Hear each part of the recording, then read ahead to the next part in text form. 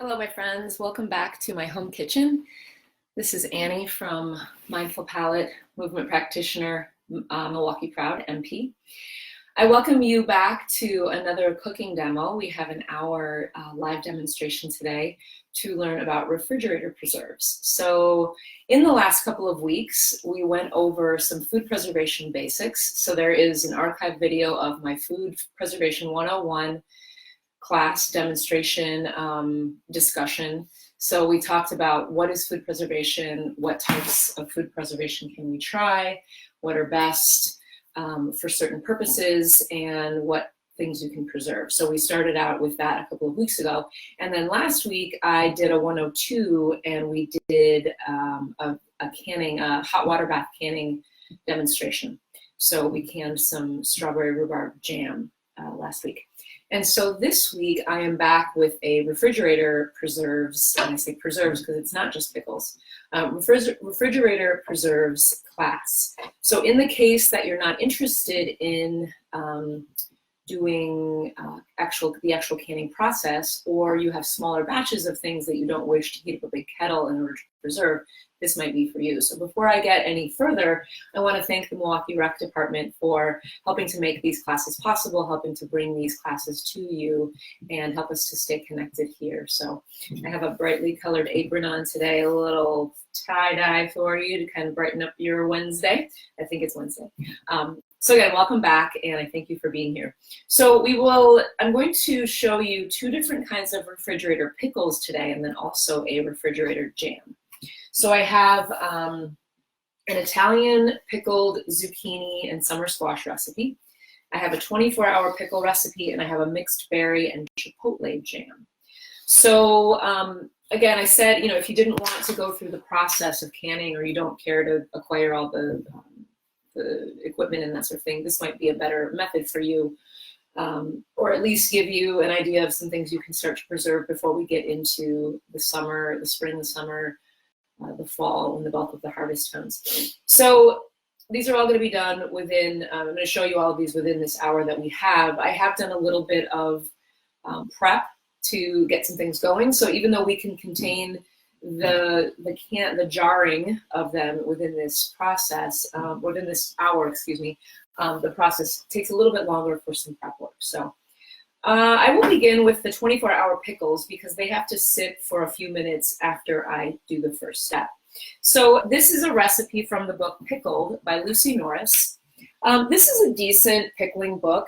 It's not my favorite. I got this like at a gifty kind of shop place. It was just one of those that was kind of there. But to be honest, it's not the book you want if you're doing a lot of the actual hot water bath canning.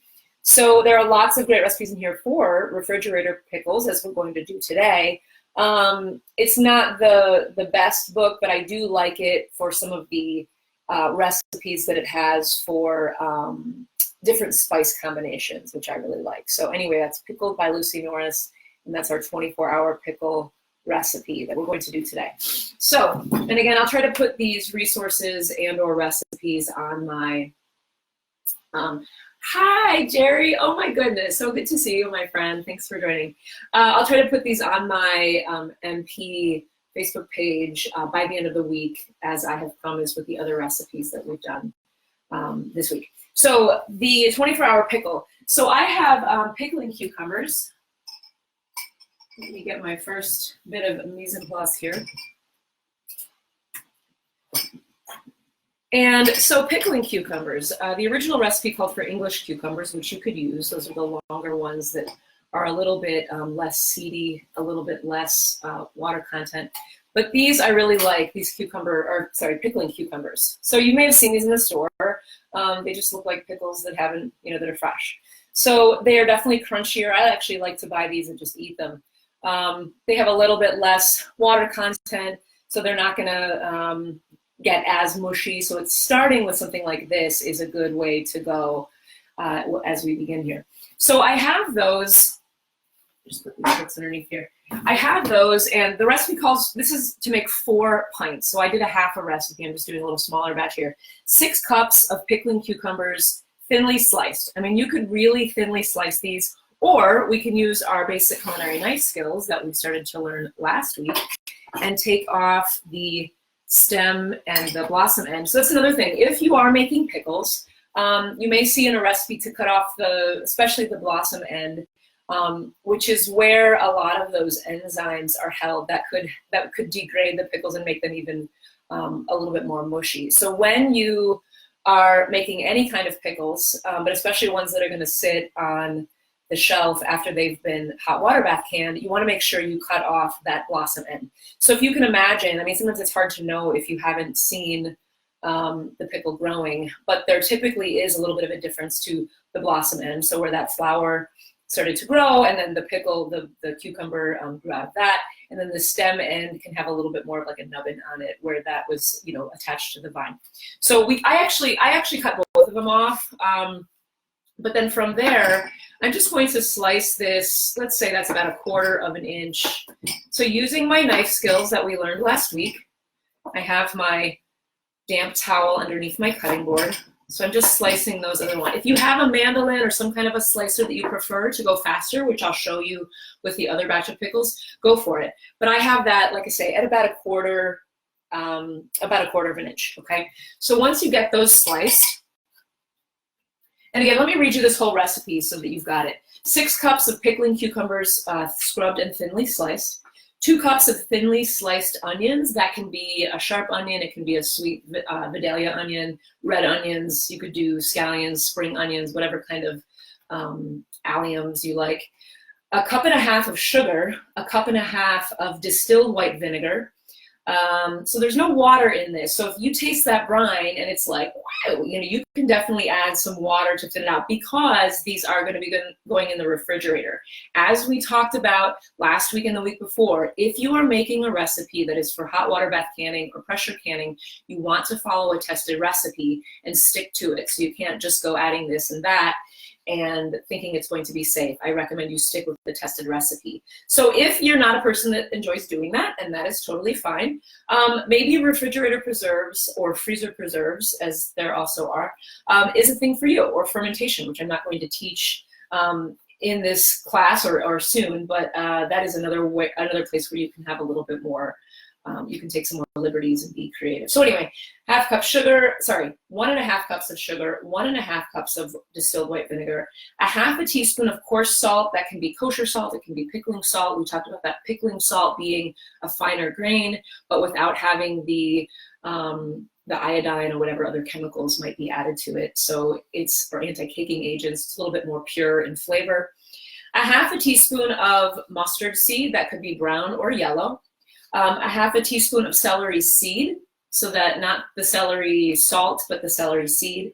And then 1/2 teaspoon of turmeric, and that's mostly for the color, although you may know that turmeric has anti-inflammatory properties, so that can be nice too. It has a specific flavor, but there's not enough of it in this recipe to really, I don't know, you could be the judge of that, but it's just 1/2 teaspoon. So there are your spices and your sugar and your vinegar. So this is going to be like a bread and butter pickle here with the sugar and the vinegar. Hey, Leslie, welcome. All right, so I took those cucumbers and I cut them. So this was some of my prep that I did earlier. And I sliced those onions. I have another onion here. I could finish slicing that a la our knife skills that we used last week. So I cut it in half and I'm going to go with the grain. So this is what I was calling that julienne slice of an onion if you are cutting one thinly. So I'm using that C-hold that I did to protect my hands, and I'm just taking that knife along, and my bench is rocking here. I think I had a shim under it last week and my shim is missing, so I'm rocking and rolling here on this little island that I have. Okay, so we have our onions thinly sliced, adding those to the bowl. All right, so with that, I'm going to set this to the side. So a lot of times if you're making pickles to can, you will go through a process where you're pouring or you're mixing it with salt that's going to draw out some of that liquid. So I mentioned certain types of cucumbers being more or less water content. So typically you would use salt to draw out some of that water, and at the same time that salt will flavor the cucumbers, and then you go from there. So that's not quite what this is. Let me see if we have some questions. Hi, Sandy. Hey. In exchange for turmeric, you could leave this turmeric out completely. And again, in these recipes where we have different, she asked if there was a substitute for turmeric. Again, with refrigerator pickles or preserves, you can leave ingredients out, you can add things freely, which I don't recommend doing with hot water bath can or pressure can items. So yes, you could absolutely leave the turmeric out. Really, in this case, it's mostly for the color. If there's something else that you like, you could use annatto, which is what they use to color cheese sometimes. So you could use that if you wanted that to be that aesthetic, you know, the yellow quality. So yeah, you could leave it out. Very good question, thanks. All right, so from here, I have my pot, and I'm going to make my brine. So I'm putting the rest of my ingredients. So I have my onions and cucumbers in that bowl. I'm putting my vinegar and my sugar, and I'm just using a organic cane sugar. It's what I happen to have. I have like scads of bags of sugar in the pantry. Now I'm realizing all of the ingredients that are in this house that we're kind of stocking up. I'm grateful for that. So anyway, this is what I have in the basement. You could use regular granulated sugar. I don't recommend using brown sugar or honey in this case because it adds a different flavor. But again, because you're not canning it, you can do whatever you want. Honey can sometimes make items, well, more along the lines of jams or jellies. They can make them a little gummy. In this case, it wouldn't necessarily add that texture. So you could add honey if you really prefer that, or some other sweetener. Okay. So I'm getting that heated up. I'm going to add my spices. So I've got my salt, putting that into the pot. And I've got my beautiful spice mixture here, pre-measured, putting that in. So we'll let that heat up a little bit. And then I'm basically going to pour it over the cucumbers and the onions, mix that up, and just let it marinate for about 5 minutes. And really, in this case, because this will be heated, it's starting to soften those cucumbers so that when we pack it into the jars, they're a little bit softer and we can put more in there. So I suppose in this case, you could do a cold pack where you put those pickles into the jar and just pour the brine over them into the jar. But in this case, we're going to let them marinate for a little bit, and you could let them go longer than 5 minutes, but that's what the recipe recommends. All right, so while that is heating up, we will move on to our next recipe. Let me see if we have any other questions. Yes, Sandy made a good point. So one, she wants to know more of what she's putting into her preserves. So she's excited about making them at home. And so I know sometimes I get an objection about canning because, well, you know, it's a heat process. So it's not as great as fermentation because it's killing the good enzymes that are in food. Yes, definitely. If you can ferment, if you like the flavor of that, if you've got the space to let things kind of sit and do that, awesome. I like canning because I can put these things in jars and then store them without any extra energy use. And even though it may have affected the nutrition in certain canned items, I'll talk about ones that are not as affected, I do know everything that went into those jars. And if a lot of this is stuff from my garden or from the farmer's market or my CSA, my community supported agriculture farm, then I know where it's coming from. I know how it was grown. I know what is or isn't in it in terms of the chemical inputs.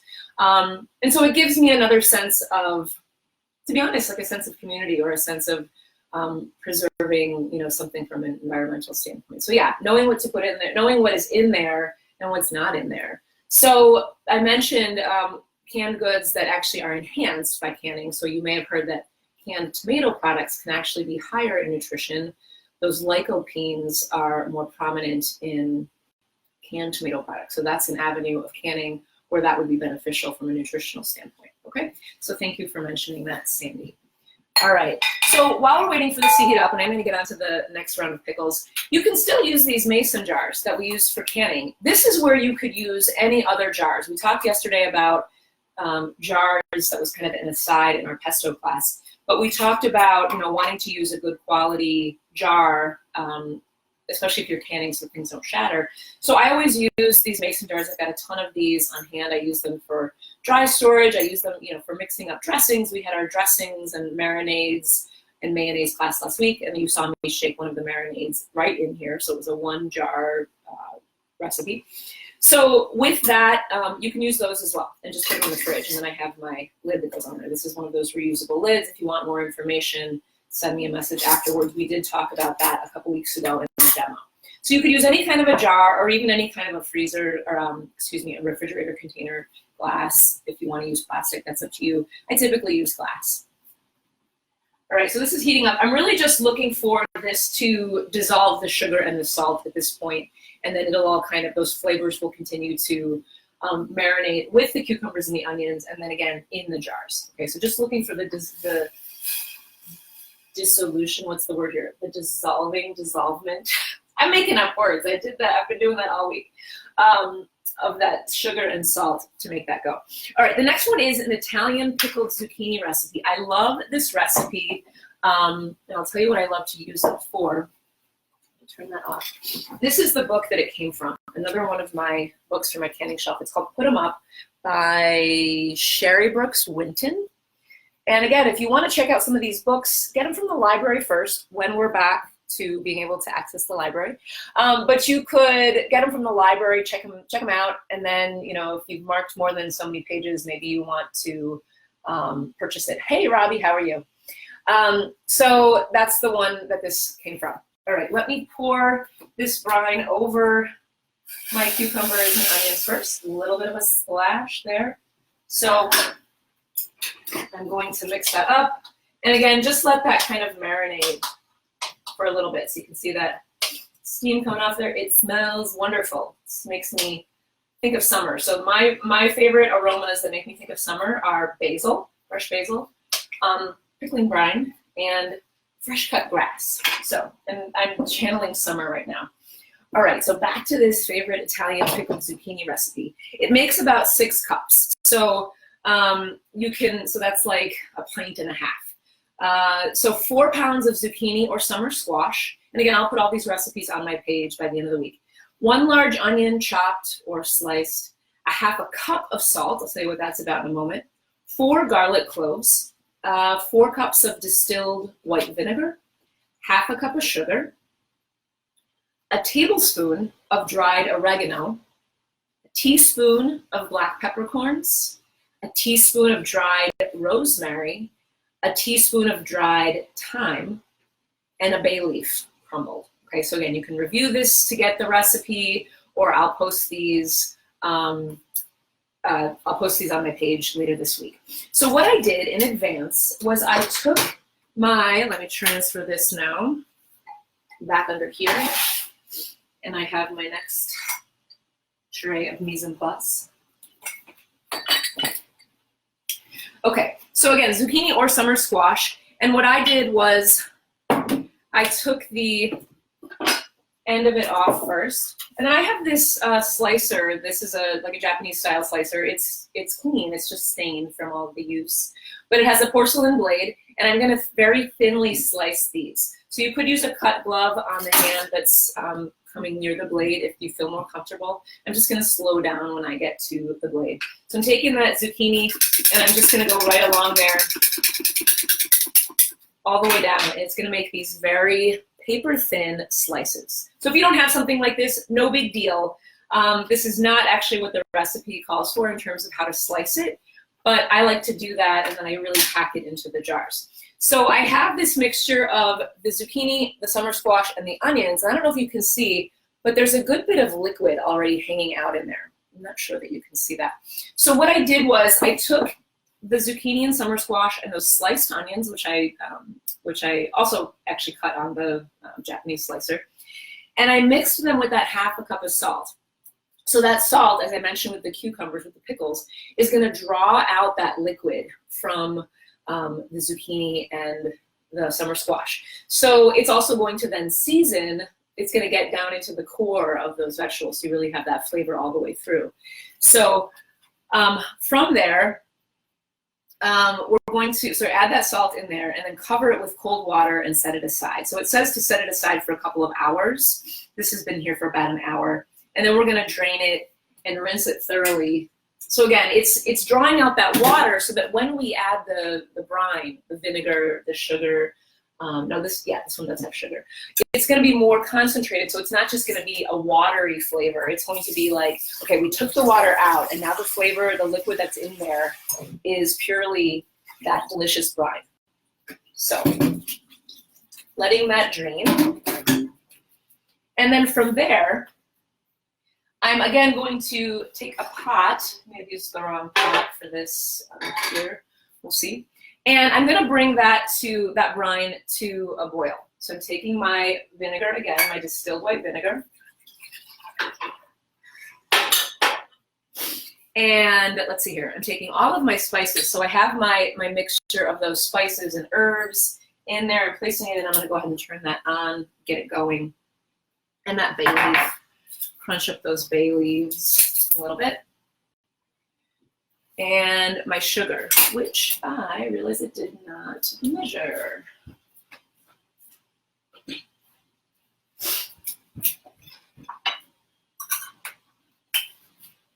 So again, I'm just doing a half a recipe here to begin. All right, so I'm getting that all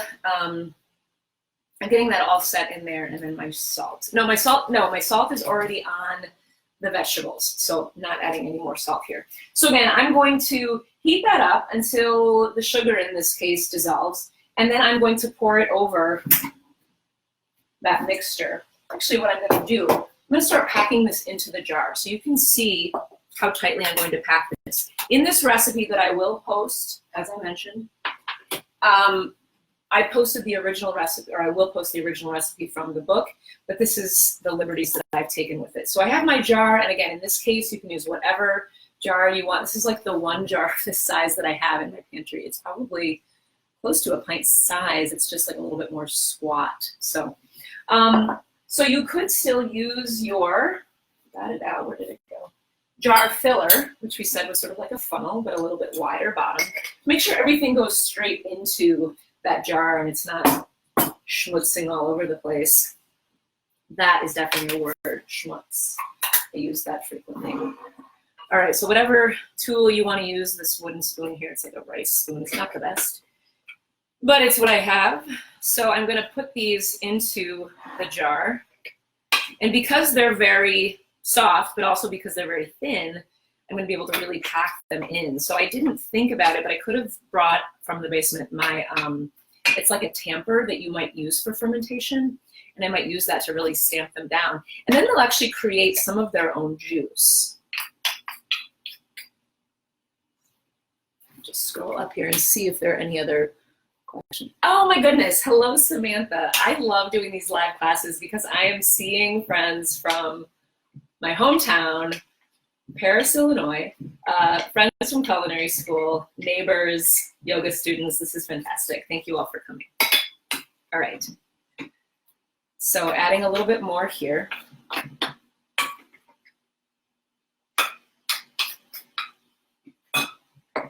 And I'm just packing that in with my Alan Chen rice spoon here, whatever you have. All right, and so in this case, you don't have to pay as close attention to that head space that we mentioned in the canning class last week, because this isn't going through the process where it needs that head space, that space between the very top of the jar and where the product is, because it doesn't need that space to boil and move in the canning kettle, so you can maximize your space more. So there are a number of advantages to doing refrigerator pickles instead. The major disadvantage would be that it takes up space in your fridge, and if you don't have like an extra fridge or a big fridge, then you may not want to, fill it. Okay, so there is my zucchini and summer squash packed in there. And then I'm going to take this brine, which is almost done. How are we doing on time here? Great. And I'm going to eventually pour that in. So while we're waiting for that to heat up the last little bit, these are great for just eating. And you could certainly serve them on, a relish tray or even, near a cheese platter or something. But I love to put them on pizza. After the pizza comes out of the oven, I love putting a little bit of this on it just as it's come out. So it kind of, gets a little bit gooey maybe with the cheese, or you could, just put a little bit of it on top of a slice of pizza as you're eating it. It's up to you. But I think the flavor with, like I said, the rosemary, the oregano, the peppercorns, the thyme, a little bit of bay leaf, I think it's delicious. So that's what I recommend. But you could certainly just, eat these as regular pickles, especially if you chose to cut them in a different way. So if you wanted to cut those zucchini and summer squash in sticks, or spears, like a pickle, you could just crunch on them like you would a pickle. So that's kind of fun too. All right, so this is heated up. I'm going to take that jar filler. And also in this case, since we're not putting them into the kettle, we don't have to temper those jars, as we mentioned last week. And again, if any of you did not catch our Food Preservation 101 demo a couple of weeks ago, or the canning demo last week, all of those videos should be archived. I'm going to go back in and try to do a better job of labeling them, naming them, so you don't have to search so much. So that's on my list to do this week, so that you can find those more easily. And if you can't find them, send me a message and I'll find it for you, because I can remember what day. Hopefully I can remember what day I did those classes. All right, so what I was about to say, as I got sidetracked, is when we were tempering those jars to go into the canning kettle, I had like a casserole dish. I had all of the jars lined up. And then before I put my product, maybe it was in a kettle, it was heated up, before I put that into the jars, I poured a little bit of hot water about 1 inch up the jar. So the jars are sitting in that water. The water isn't going into the jar. The jars are sitting in that water. So it's starting to heat up those jars. It's starting to temper those jars. So I use the analogy of putting an empty coffee pot back on the burner, a hot burner, and that jar, or excuse me, that coffee pot could crack. So in this case, even though these are, a higher quality of a thicker jar than a coffee pot, you still don't want to tempt that if you're doing the canning process. So we would temper them. We would start to heat those jars up before we then put them into the pot of boiling water. That step is not part of this because we are just making refrigerator pickles, so you don't have to temper them. So in case you were wondering why I am not doing that today. All right, so I'm bringing my brine over here. When I get a scoop here, I want to get a good amount of all the herbs. So because I packed those tightly, to be honest, it's going to take a little bit more to get that liquid to find its way. So I'm going to grab a little chopstick, and I don't have a chopstick in this drawer, so I'm just going to use that end of a little spoon here. But helping that liquid to find its way. You could even fill up the jar halfway with that product, add some brine, and then add more of the liquid. So you can see here I'm kind of pushing the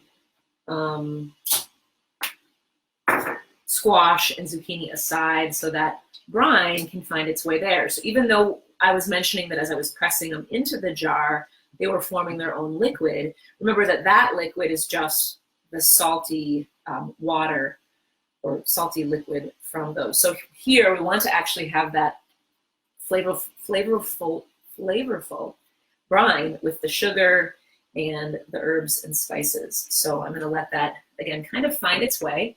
And again, we talked about releasing air bubbles in canned products. Again, if you're making canned goods in a hot water bath canning process, that process will, by laws of physics, will pull the air out. So in this case, to remove those air bubbles, really just so that you can get more into the jar. So if you have a big air bubble, you're able to release it. Your product may sink down and you have more space to add. Okay, so I might add just another little touch of the brine here.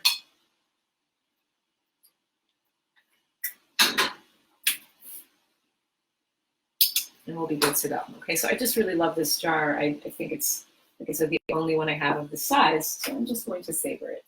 So, all right. And then putting on my lid.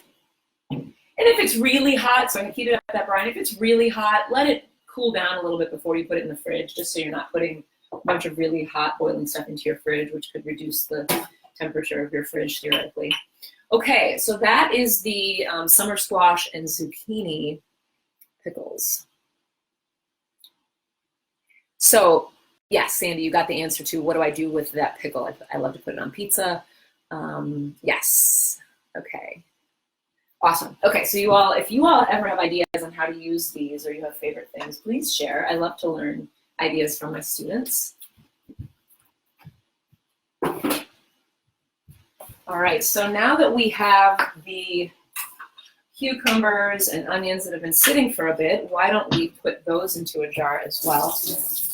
So I mentioned last week about not using these blue ball jars for a heat process with canning because they're a little bit too brittle because they're old. Now, of course, there are the new varieties of them.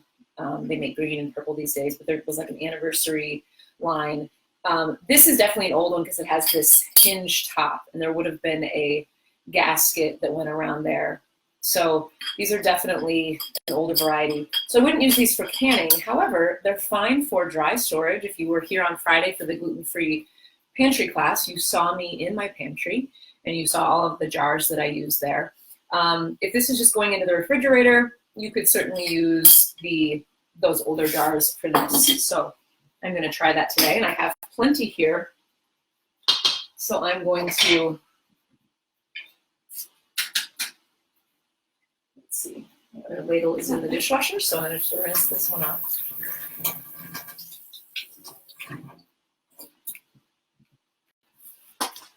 So again, this jar filler helps to get things right into that jar so it's not going to slop all over the side.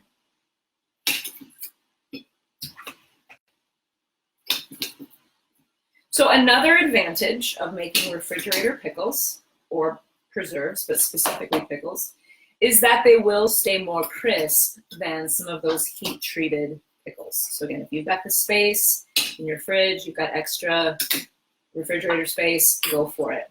All right, little trick here that I am going to show you. This is not official, but I'm going to show you. When I have something like this that I'm doing a pack where it's a little bit, it has a substantial, like it has some structure to it. I like to shake it down like that a little bit. Again, this is something you can do with refrigerator pickles because this jar is not super hot. Can you do that when you have your hot canning jars sitting in the water tempering? Maybe not. So there's another advantage for you. Okay. All right, so I'm going to put some more in. And this would probably make about 2 quarts. What did I say? This has 4 pints. So that is our 2 quarts, right? Okay. I'm just going to give it a little shake down. And then from there, I'm going to add my brine. It's got this beautiful yellow brine. Again, you don't have to add that turmeric. If you have something else that you prefer for color.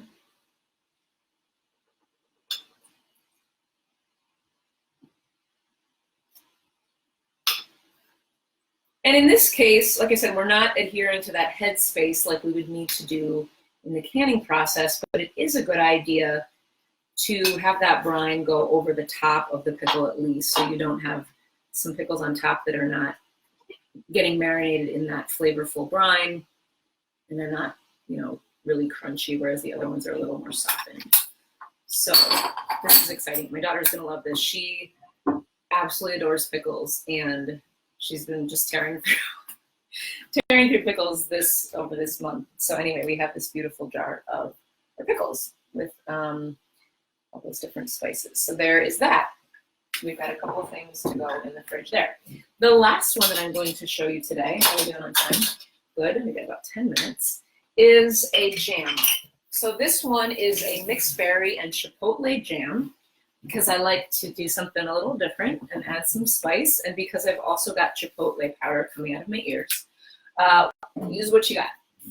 So in this jam, I have mixed berries, and again, we talked about this last week. You can use frozen fruit if that's what you have. You can make jam from local frozen fruits all year round if you're in the thick of it when you're harvesting, let's say strawberries or whatever, and you freeze them. If all you can do is freeze them, you can make your jam anytime. So I used frozen, it was a blackberry, blueberry, raspberry mix, and then I also had some frozen cranberries. So it was a mixed berry recipe, so I decided to go with that. Let me just show this to you before we get too far. So I went ahead and already mixed it, if you can see much there. went ahead and already mixed it. I'm just heating it up. Again, here, I'll put it on low. So the recipe is, and this is from that Ball canning book, this one, which I showed you last week. Ball Complete Book of Home Preserving, tons and tons of recipes in there. So that's another good one. 4 cups of crushed mixed berries, strawberries, blueberries, blackberries, raspberries. I use cranberries. They're a little more tart, so just know that, you know, that you're gonna have that extra kick. This is gonna make 6 half pints. I'm doing a half recipe today. 4.5 tablespoons of powdered pectin. So that would typically be one of those boxes of powdered pectin. I use the bulk variety, so you could also buy that. 1 teaspoon of chipotle powder, optional if you don't like that spice, and chipotle also has that smokiness. And then 3 cups of sugar.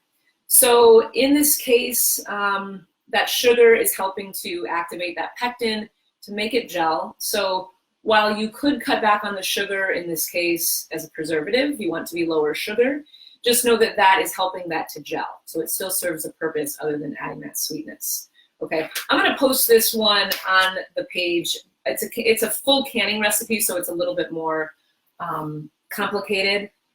So I'll post that and you'll have that information. But again, let's show the process. So again, this is fun. I could just pull out whatever. These are all actual canning jars, mason jars, but I have different shapes and sizes. It was fun to kind of see. You can see this one used to have a label on it. It didn't come off as easily. So if you're putting, all right, 3rd time's the charm. I got bumped again, not sure why. We're gonna finish this up and I will be done. I'm dabbing off the top of this jar. And I'm going to place the lid. So in this case, because we're not doing a canning process, you could just use a solid lid. If you have some of these solid lids, you can just place that on your jelly and you have a beautiful jelly there to put in the fridge. So again, this was raspberry, blackberry, blueberry, cranberry with a little bit of powdered chipotle. So I'm gonna let that cool down and then I'm gonna label it, label and date everything, store those in my fridge. That should be ready. It should be gelled relatively soon, but remember, we're making these so that we can preserve them. Maybe not as long as we would something that's going to sit in our cellar or in a cabinet, but it's not to consume this by the end of the weekend. No judgment if you do. So that is the case here